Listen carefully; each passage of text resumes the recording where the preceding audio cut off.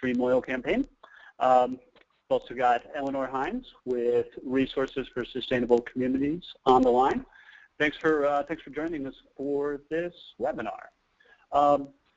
Tonight we're talking about the writing scoping comments for Shell's Anacortes oil train offloading project. Just a couple of quick housekeeping measures to discuss. You may have noticed you are all on mute.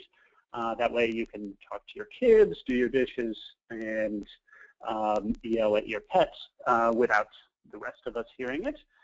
If you do have questions, feel free to type those into the question box on the webinar section of your screen.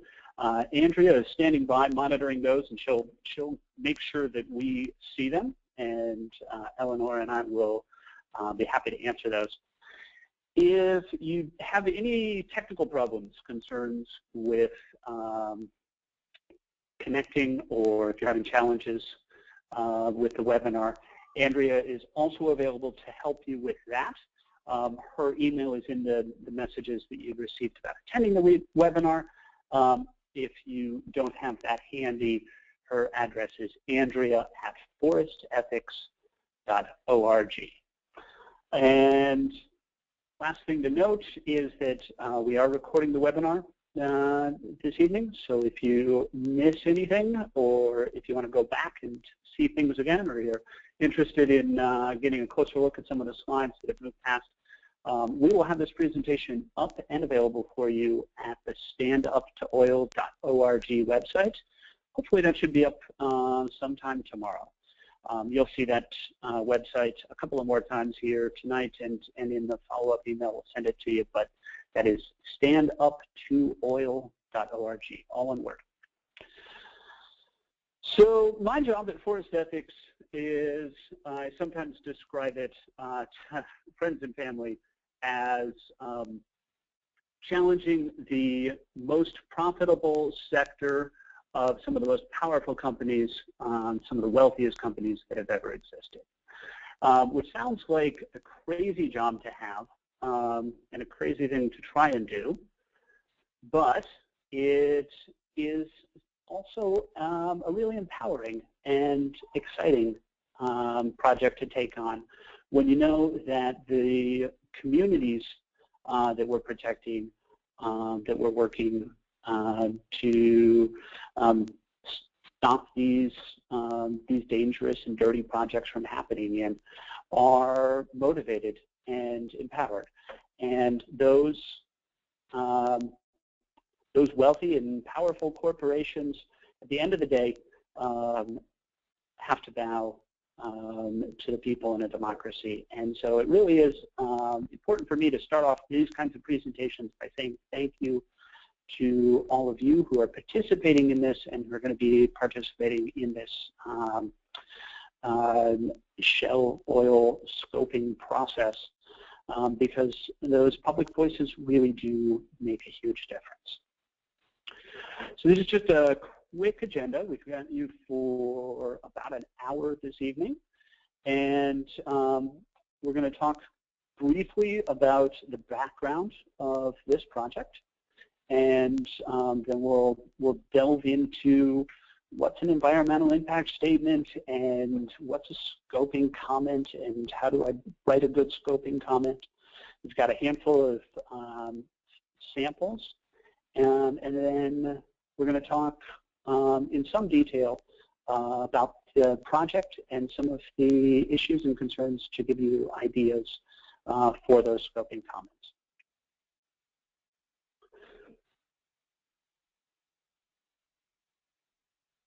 So I imagine many of you are familiar with the history of this project, but just for a little bit of grounding and reference, there are 4 refineries in Northwest Washington State. And between 2011 and 2013, 3 of the 4 applied for and received permits to build oil train offloading facilities. As you may have guessed, the 4th is the Shell refinery at Anacortes. Before Shell applied for their permit, the train traffic in the United States and Canada, the oil train traffic, had increased exponentially. And we started to see the consequences of that, which is derailments and explosions. And in July of 2013, just over 2 years ago, the most devastating and tragic of those explosions occurred in Lac-Mégantic, Quebec. 47 people were killed. Since that time, we've seen steady drumbeat of derailments and explosions of these oil trains. And that is what changed between the first 3 permits that were applied for and granted, and then Shell applied for their permits at the end of 2013. But the public knew better at that point and knew to ask for a more thorough review of the project. And that public participation, that public involvement, ultimately required the Skagit County Planning and Development Services to go back and redo their initial MDNS, which is, we will get into in a moment, but means mitigated determination of non-significance, basically their determination that this project wasn't a big deal. And they redid it once. They still said it wasn't a big deal, and we appealed to the Skagit County Hearing Examiner. The hearing examiner sided with us and said that a full environmental impact statement, full review of the risks and consequences of this project would be required. Shell attempted to appeal that decision, and the court affirmed that requirement again earlier this year. And we are now, at this moment, beginning the public input for that environmental impact statement. That's the scoping process. And it's important to note that this is the first time we've done a full environmental review of one of these refinery-based off-roading, oil train off-roading facilities. So I'll walk through a little bit just so that you understand the process that we're about to begin participating in. We'll talk about essentially this is the environmental impact statement is the document and the study that's required in advance of granting permits for a project with a significant environmental impact. So we'll talk a little bit about that, what's involved in the environmental review, and how to get involved. So the first thing to note here is that the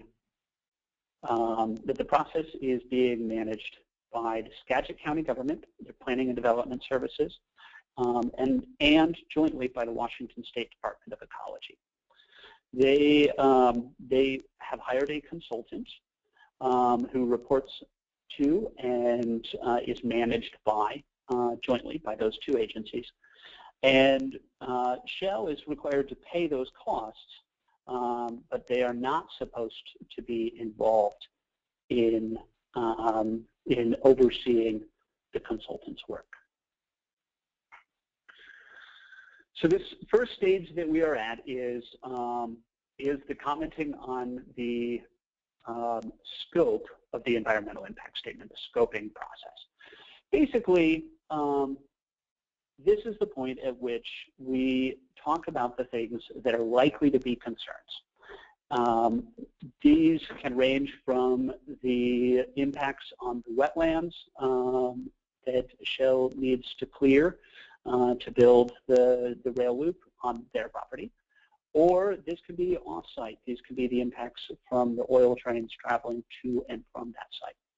And our job is to make sure that all of the impacts everywhere from the oil fields in North Dakota all along the rail corridor to the refinery itself, and then, of course, the global impacts of the greenhouse gas emissions resulting from this project.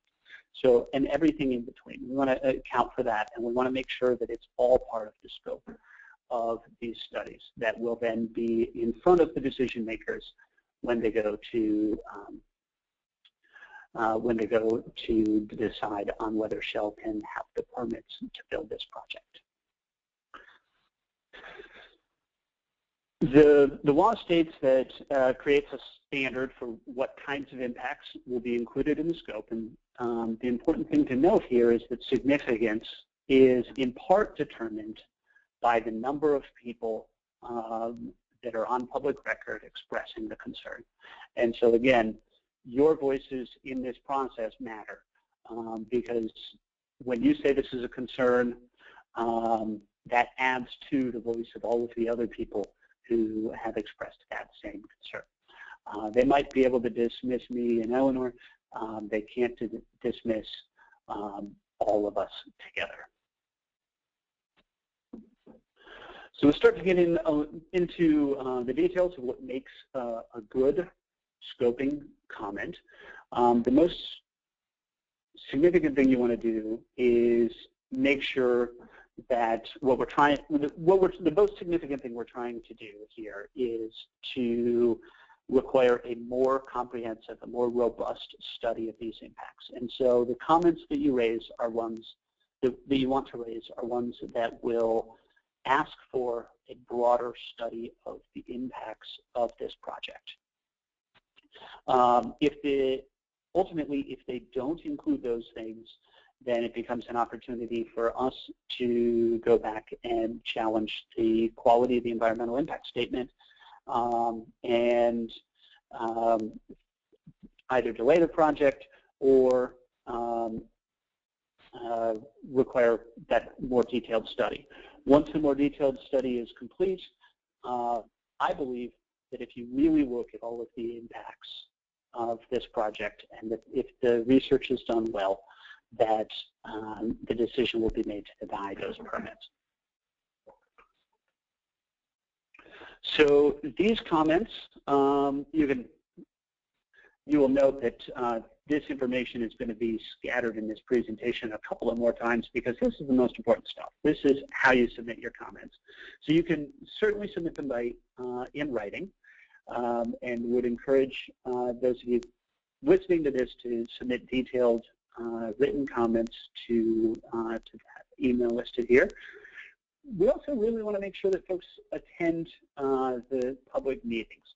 And although only a few people will get to speak at those meetings and you will only be given 2 minutes to speak, your participation in those meetings is important because showing up matters.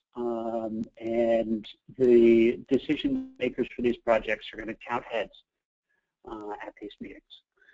If you decide that you would rather mail your comments in, or if you want to drop them off in person, or if you'd like to leave a voicemail, there's lots of other options for how you can submit those comments. They're on the project website. It's listed there. Most important thing, though, is that those comments have to be submitted by November 5th. So we're going to delve into the details of writing an effective comment. I'm going to start off with a couple of definitions. These are the legal definitions that are going to be front of mind for the people who are reviewing your comment and deciding how it should impact the scope of this environmental impact statement. So these are things you want to be cognizant of because you want to make sure that you are writing your comment in a way that will respond to what these agencies need to hear in order to make use of your comment to make it a more robust study. So the central definition here of what needs to be included in the environmental impact statement is all reasonably foreseeable and significant adverse impacts. And I'm going to work through that in a little bit different order here. But basically, adverse impacts are harms. What damage is this project likely to do to people, to the environment, and to systems things like our traffic flows or those kinds of things. Those harms can be immediate, or they can be at some future point. They can be risks. So although an oil train spilling isn't an immediate thing that will happen the first day this project is in place, probably, it is a reasonably foreseeable future impact. It can occur on the project site itself, so at the refinery, or it can occur at a distance.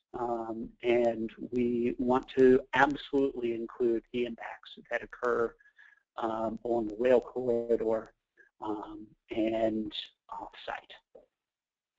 And cumulative impacts are also, there's precedent for including cumulative impacts. So think about this as the straw that broke the camel's back, right? One oil train blocking an intersection once a week may not be a big deal. But these oil trains coming in once a day on average, and added to the existing oil train traffic to the other 3 refineries, and added to the potential coal train traffic and other rail traffic.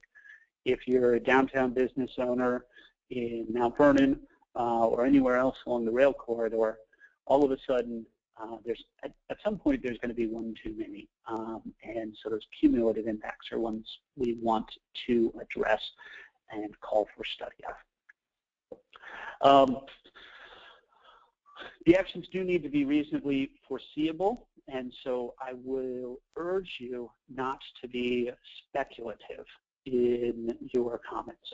We can certainly ask for information and ask that the agencies collect more information as part of this process, but we want to avoid moving into speculative territory because it won't be counted as reasonably foreseeable and won't impact the scope of the environmental impact statement. The final thing to talk about here, and I think this is one of the most important definitions for you to note, is the significance. And the definition here is not really, doesn't really add a whole lot of parameters for us. It's more than moderately harmful. And that is absolutely a big gray area. But that's kind of what we have to work with. The way that we define, the way that significance will ultimately be accounted for is some combination of how serious the impacts are and how many people or how big an area is impacted. So as you are trying to demonstrate in your comments that the impact that you're describing is significant, you want to think about, first of all, who you are and how you can describe your relationship to that impact. And it may be as simple as I live near the rail corridor. It may also be a professional credential that you have, whether you're a nurse practitioner or a doctor. It may be that you're a teacher at a school in the potential blast zone. That credibility that you can bring will add to your ability to describe the significance. If you're describing a risk to other people, you want to talk about specifically who those people are, and if you can, you want to anticipate how many of those people there will be. If you're describing a place, an ecosystem that's threatened, you want to talk about the size of that ecosystem. You want to talk about its unique characteristics, etc. And if you're talking about an activity, for example, traffic patterns in your city, again, you want to talk about how many people will be impacted. You want to talk about the population of that town, for example.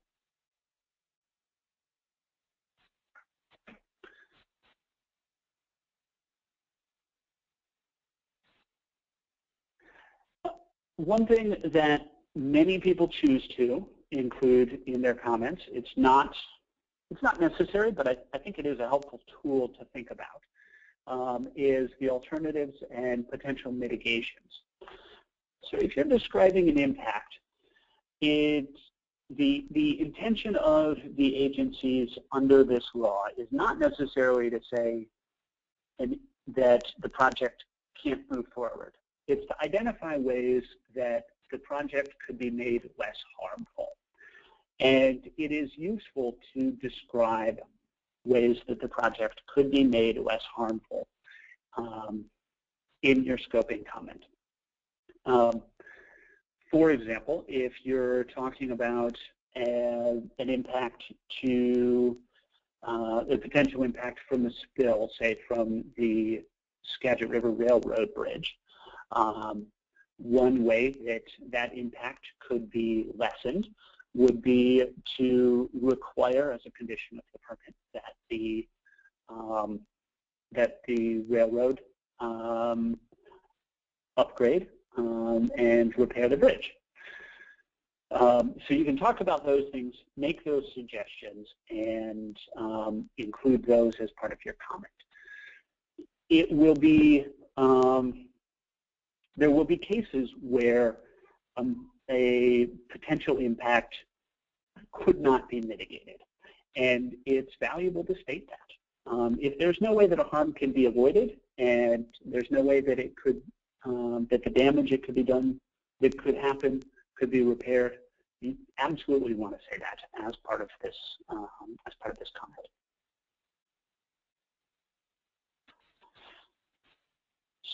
So we'll move into just kind of a quick outline for a comment now that we've got sort of the definitions under our belt.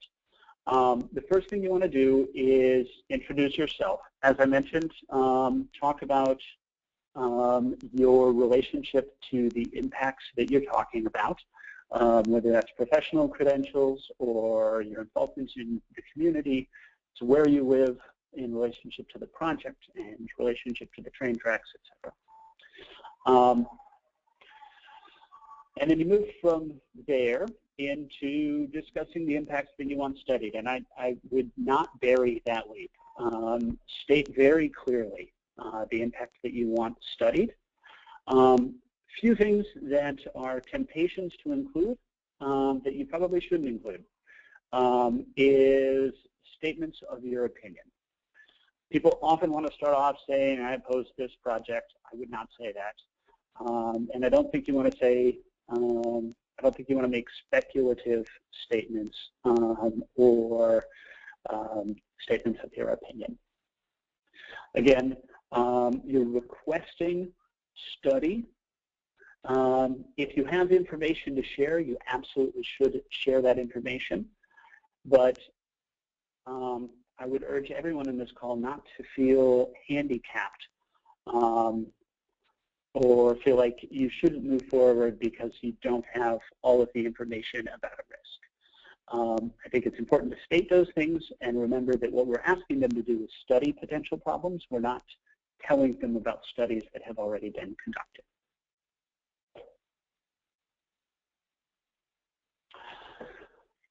So the next thing you want to nail there, again, the significance of the project.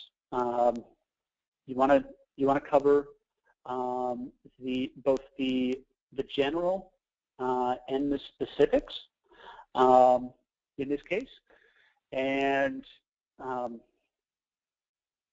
you want to, as you're talking about the particular impact, you want to make sure that you discuss whether it's cumulative with impacts from other related projects, and if there is a measurement of that impact, whether that's the number of people that are impacted or the number of species in the ecosystem, et cetera, those kinds of things. You want to, if you can, give those measurements. And if not, you can suggest ways that it could be measured even if you haven't done that measurement yourself. Again, not being constrained by information that you don't have.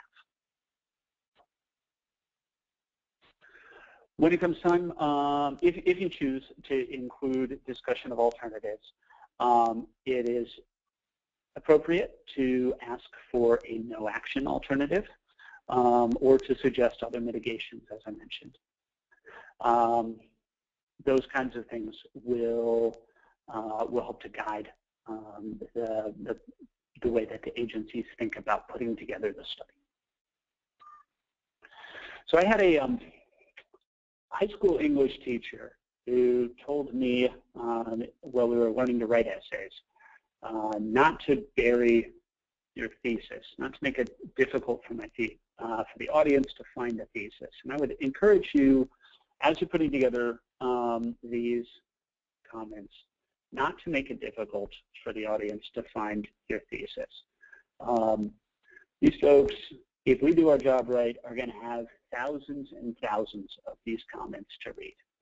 And we want to make sure that when they get to yours, that it's easy for them to understand what you're saying and what you're asking to be included. And so I would start with an outline that looks like this. Please study the name of the impact or the description of the impact. You want to describe why the project will cause that impact, and then you want to describe why that impact is a problem. And I think if you do just that one sentence, that will be the beginning of a great scoping comment. So as you're putting together your comments, I'll just say again, the standuptooil.org website is a great resource for you. There are some suggested comments, both a quick template to make it quick and easy, but I also urge you to write your own unique comments. And there are some suggested, there's more sort of detailed notes on how to write those unique comments if you want. And again, I will remind you that these are due November 5th, and all the intention in the world to write a comment between now and November 5th does us no good on November 6th. Give yourself a deadline for getting this done. I'd urge you to do it sooner rather than later, and get those in. Share it with friends and neighbors. They can sign on or send in something similar. Hold yourself accountable to those deadlines. Many of us are here to help. I think you will have my email address. If you don't already, you'll have it in the follow-up email to this webinar. And I'm absolutely here to help. If you have questions about this process, please feel free to get in touch with me. And again, every comment that is submitted has to be considered by the agencies by law, and it will make a difference. This cumulative impact of all of the people adding their voices together makes a difference. So before I turn things over to Eleanor, I've got just a couple of more minutes here, and I wanted to share with you a couple of example comments because I think that might be helpful, having kind of gone through the outline. These are all taken from comments submitted by Mary Ruth Holder, who lives in Skagit County, and had her comments written a week before the comment period opened. She's ready and ready to send this in and got it in on the first couple of days. So these are a couple of, I thought, particularly good comments that show some of what we've been talking about. So this first one reads, the environmental impact must include a thorough and detailed studies that incorporate analysis of the consequences of spill or explosion on human life and health, private and public property, including Mount Vernon's downtown businesses and workforce, the city's historic buildings, including those of the National Register of Historic Places, including the Lincoln Theater, and the city's investment in the downtown plaza, the Riverwalk and flood control project along the Skagit River. What I really love about this comment is that she talks about the general and then drills into the specifics, right? So the consequences of spills and explosions broadly, and then down to the Lincoln Theater.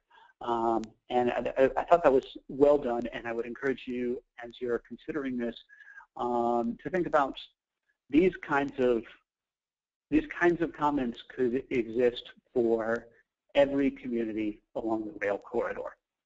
And I would love your help in writing these for the cities and towns that each of you live in. Here's another example. Among the natural resources that must be afforded special protection and intense study during the development of the EIS are the 8,000 acres of eelgrass beds that are the second largest contiguous eelgrass beds in the U.S., the numerous types of small invertebrates that are abundant and provide an important role in the food chain of benthic organisms, and that could be particularly impacted by a crude oil or tar sand spill. And the fish, including herring, smelts, and 4 different types of Pacific salmon, including the endangered Chinook salmon. So what I think she did really well here was including the level of detail that was available to her, without worrying about the fact that you could provide a lot more information about these invertebrates or about the various types of fish. You can include that detail if it's at your fingertips. If it's not, calling for that study is perfectly appropriate. And then this last example, I think, is a great example of talking about mitigations, or in this case, the lack of available mitigation. And what she says is the destruction of the great blue heronry or activities leading to its abandonment cannot be mitigated. This is the heronry that you'll hear about in a sec that's right next to the refinery. At a minimum, Shell must be required to post a bond covering all damages to the herons and the heronry from the consequences of a worst-case oil train accident, or to give proof of insurance for coverages of all such damages.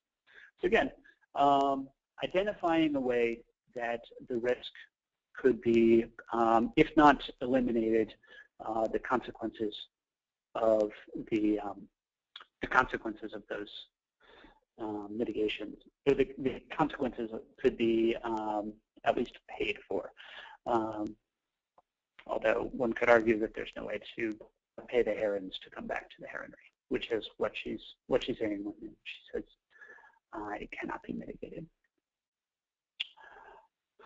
So again, remind you that the dates for the upcoming hearings are is coming a week from tomorrow, October the 13th, a week from 2 days from now, October the 14th, and 2 weeks from today, October 19th, in Mount Vernon, Anacortes, and Wetland. Once that process is completed, the comments will be collected by the agencies. They'll be sorted and reviewed. They will then take 6 months or a year to write the environmental impact statement, and then we will get a chance to review that draft environmental impact statement, comment on it again, and then it will be finalized and put in front of the decision-making authorities when they are deciding on those permits. And so with that, just taking a quick look, please do feel free to type in any questions that you have, again, into the question box, and we will do our best to answer those. With that, I'm going to try to hand control over to Eleanor here. Eleanor, have you got it? All right, thanks, Alex. Yeah, thank you. So it doesn't look like I quite have control yet. Oh. Just one moment. So my name is Eleanor Hines, and I'm with Resources Clean Energy Program and their Baykeeper program.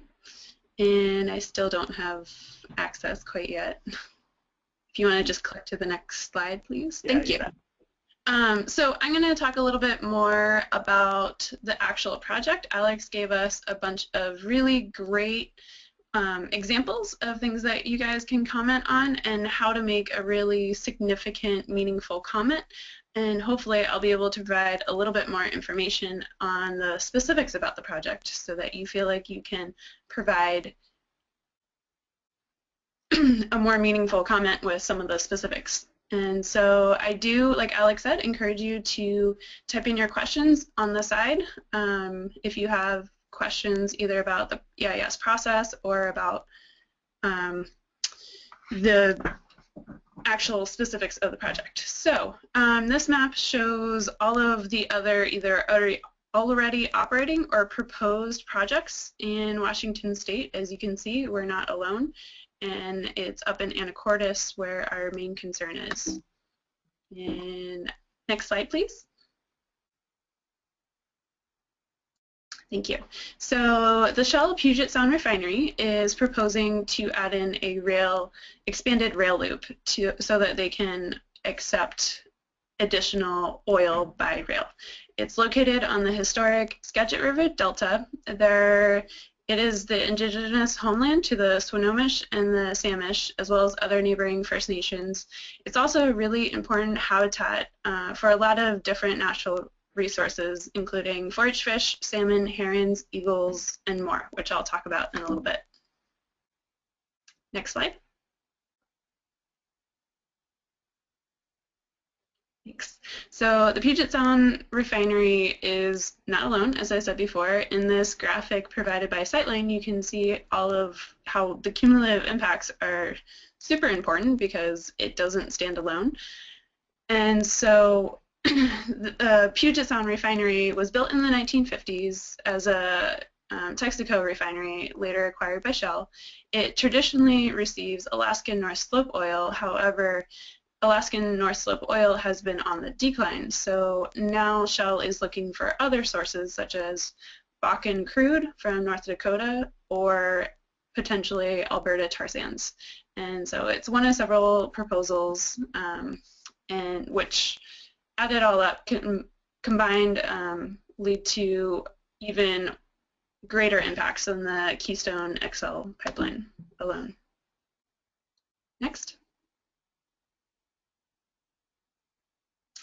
So the project in question. So there are on the map in this slide in yellow is where the project footprint is. So that's where the rail loop will be located, and we're looking at March Point right here, which is right next to Anacortes in Skagit County.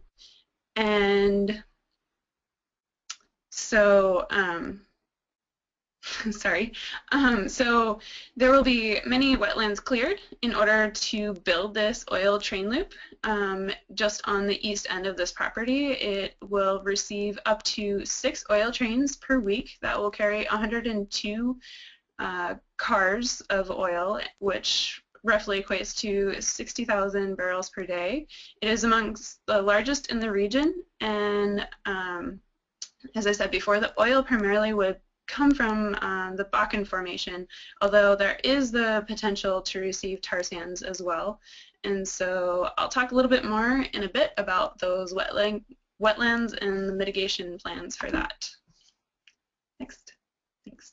So the impacts. So now I'm going to move into what some of the specific impacts might be. So these are things that you guys can all comment on. So starting with exploding oil trains, one of the main concerns is safety for our communities and our environment.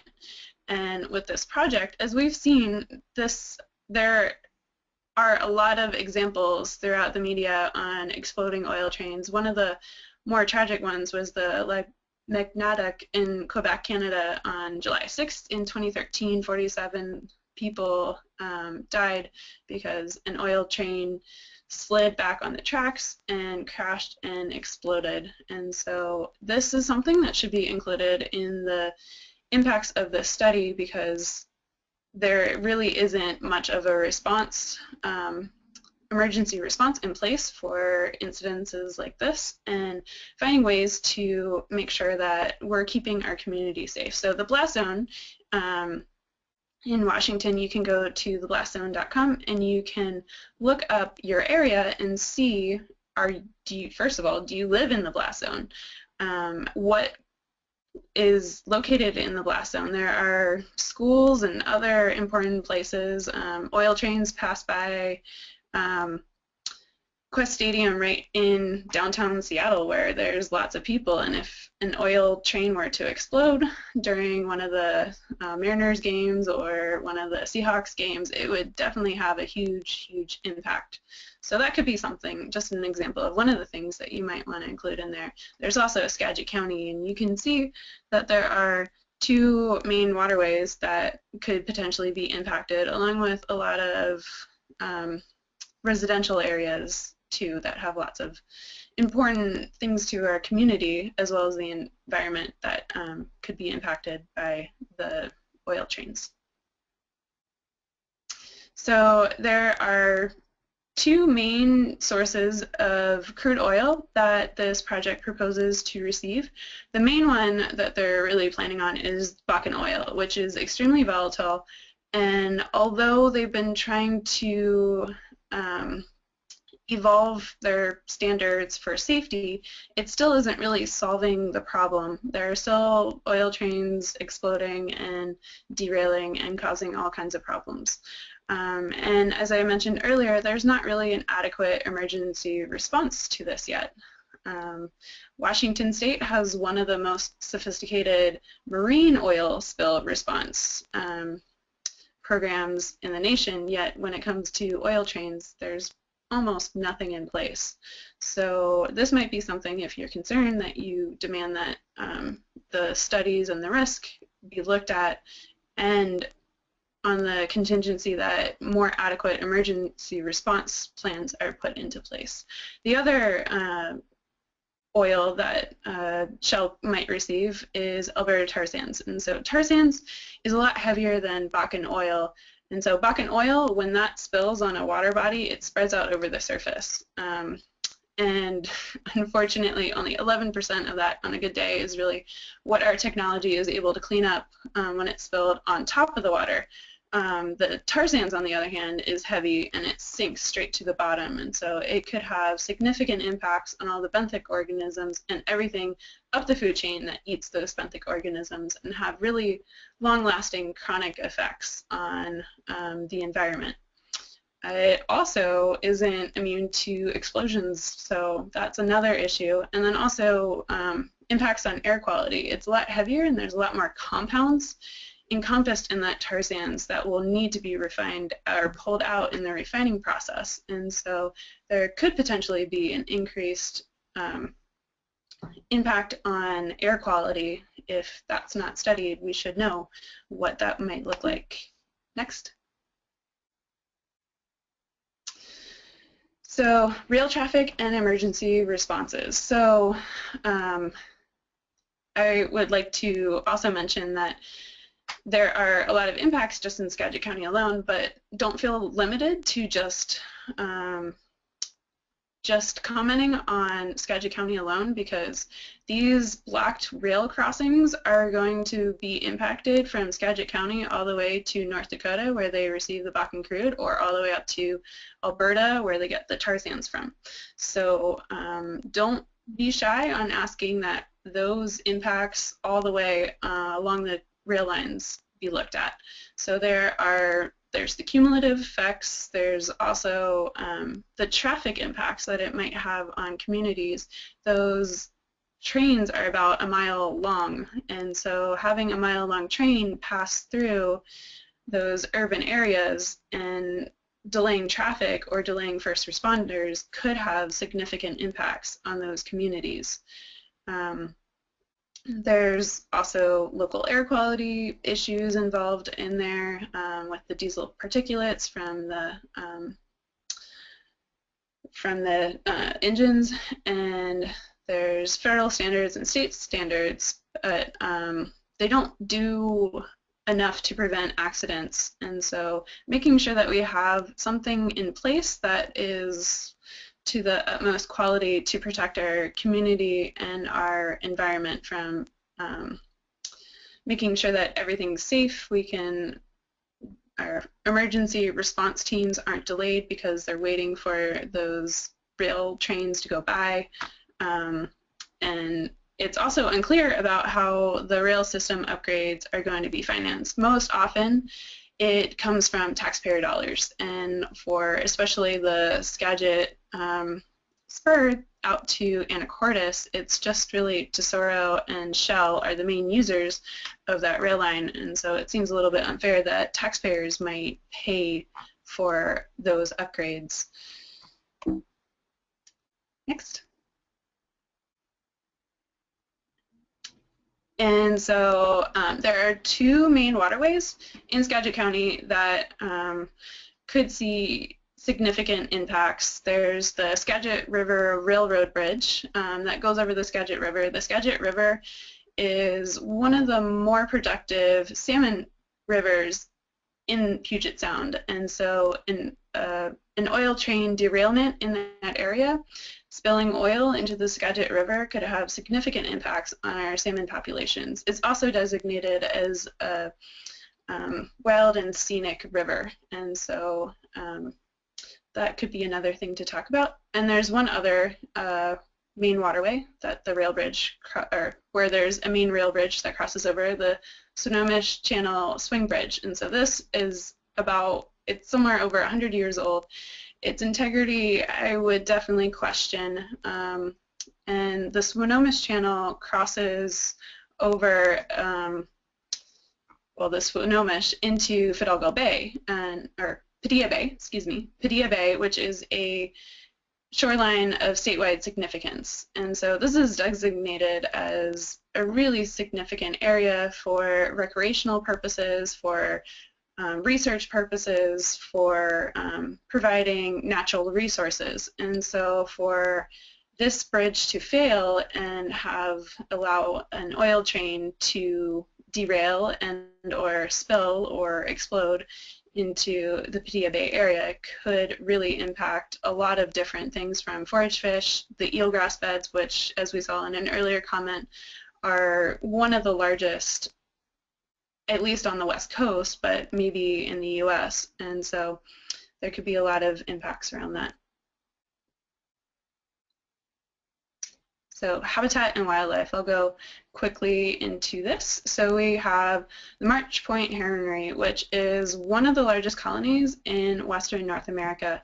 There are over 300 heron nests. There's also an adjacent heron rookery that combined, I think, equates to over 700 nests. Some of the folks down in Skagit County have been doing citizen science surveys on these herons, and they found that when they stand on or nearby, when they're foraging nearby the train tracks in the wetland areas, every time a train goes by, they stop and they wait for the train to go by. So one of the things that you might think about including in the EIS scoping is seeing what the tipping point for these herons is, because it doesn't seem to be well studied, and they definitely are impacted, and not feeding for those couple minutes while each train passes by could have significant impacts, and there's really nowhere else for them to move, at least in that big of a quantity. There's also bald eagles and other endangered species. There would be 3 eagle nests that would be removed through this project, which also could have secondary impacts on the heronry, as eagles do like to feed on heron young. And then there's also Chinook salmon, which support southern resident orcas. Next. So originally, Shell proposed to do mitigation on wetland banks 11 miles away in the Nuckachamps. There were some questions raised about the validity of this, including going against the Urban Growth Act, and also it's not really providing the service that mitigation is meant to do. So the heron aren't going to fly 11 miles away to go get food. They're probably going to end up burning more calories than they get from the food 11 miles away. So now Shell seems to be proposing something different. It's not clear what. They haven't provided the information for it, even though this is the environmental impact scoping public comment period. It seems like we should have all of the project information available, especially when it comes to what they plan on doing for mitigation, so that we can make comments. So I urge you all to make comments on asking that Shell provide a full proposal of their mitigation on these wetlands. What we do know is it seems like Shell is looking into doing wetland restoration on a tree farm that's adjacent to Padilla Bay, and so it would be restoring some estuarine areas. And so we need to figure out, is this really accomplishing what the mitigation is setting out to do? Is it the best it can be? And there's also potential impacts to Padilla Bay as well in all of this. So moving on to marine impacts, vessel traffic is a huge issue in the Salish Sea. There's more and more traffic all the time, and the more traffic we put out there, every time we put another ship out there, we run the risk of an oil spill. The revised mitigation determination of non-significance did add in some restrictions aimed to prevent transshipment, but it needs to be a little bit tighter. There's also some monitoring and enforcement issues that should be required a little bit more stringently, and so it would be great to include a little bit more of an emphasis on the vessel traffic and the impacts, and especially tarzans. As I mentioned earlier, tarzans is extremely difficult to clean up if spilled, along with any type of oil. So moving a little bit into the larger picture, greenhouse gases and climate change are something that we can include. It's something that has only recently been included in environmental impact statements, and it's something that we are starting to think about more. And so it's completely acceptable to include this in your comments. It is foreseeable. So, I mean, for starters, we need to move away from burning oil. New fossil fuel infrastructure projects are locking in continued use of this oil when we need to be moving away to more sustainable, renewable energy sources. Any project over 10,000 million tons per year is required to disclose all of their emissions under the State Environmental Protection Act and regulations. And so here they're using Bakken and Tarzan's oil, which have a higher life cycle emission than other crudes that Shell has been using. And so one example of a comment that someone could provide might be to look at what the increased emissions would be from refining the Bakken and the Tarzan's oil opposed to the North Slope Alaskan oil that they've already been refining. And so I think these are all of the points that we have here. I don't want to limit you guys to this. Think of your own things. These are only some of the examples, and we hit on some of the more important points. And so I'd like to thank you all for attending our webinar. We are going to transition over into questions. You can see Alex's email down there. My email is eleanorh@re-sources.org if you want to contact us later. And I think we are going to transition into questions now. Thanks, Eleanor. That's fair. So Andrea's been helping me monitor the questions that have come in. Just answers to the first few that I've seen so far. There was a question about where we could find more information about where the oil trains that are coming into Washington are coming through. And you saw some of those images taken from the Blast Zone website. That's www.blastzone.org. That's hyphenated. Blast Zone.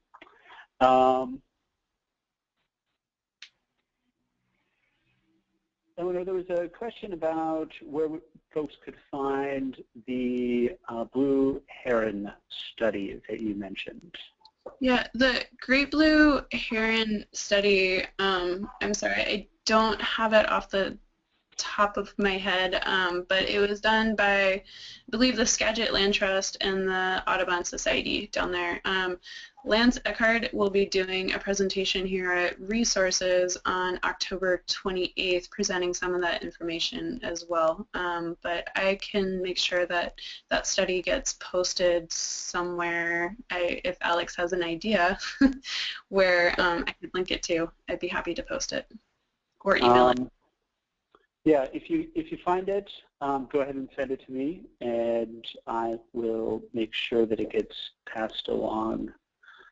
I think that question was from Erica. So we'll make sure that gets passed along to you, Erica.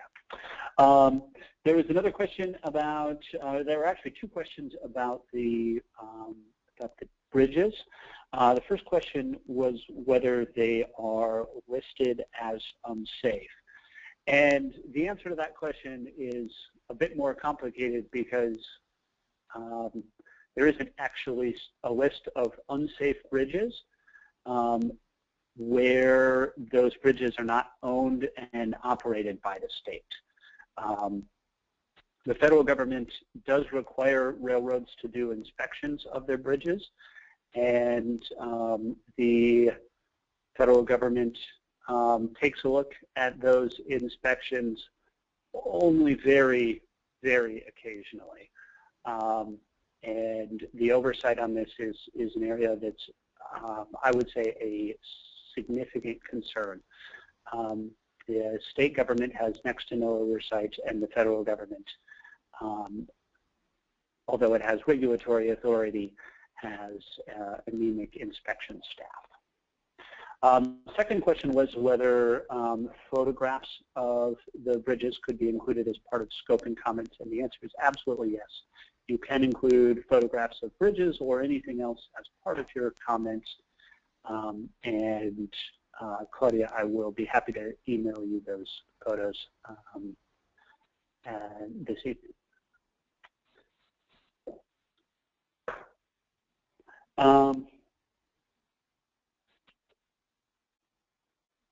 And so, follow-up question on the bridges.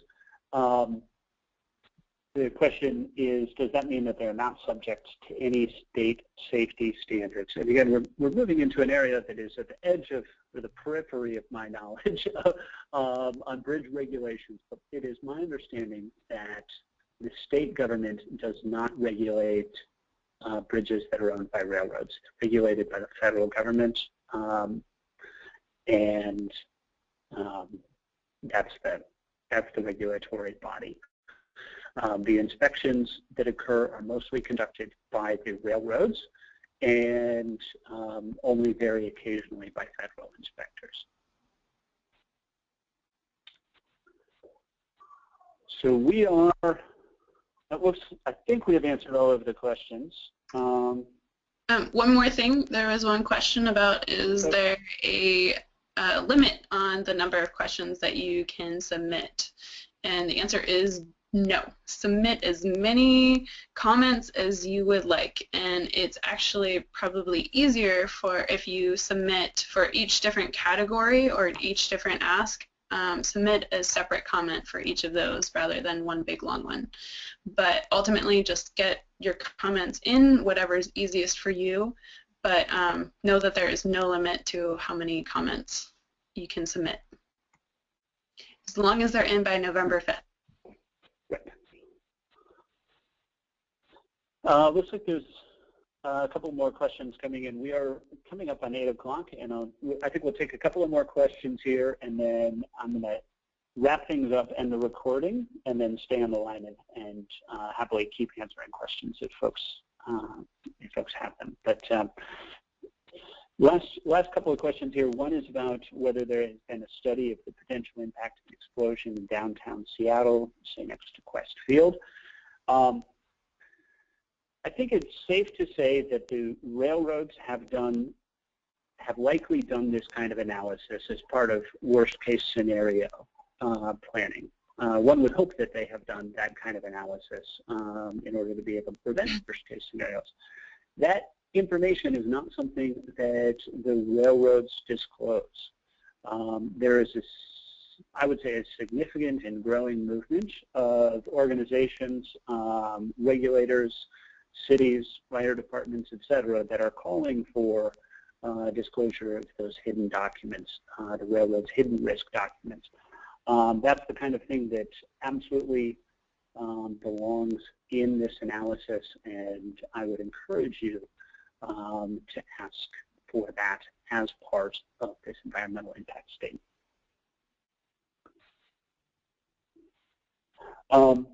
And the last question is whether since commenting seems a bit complex to some of us, is it okay to use most of an existing template?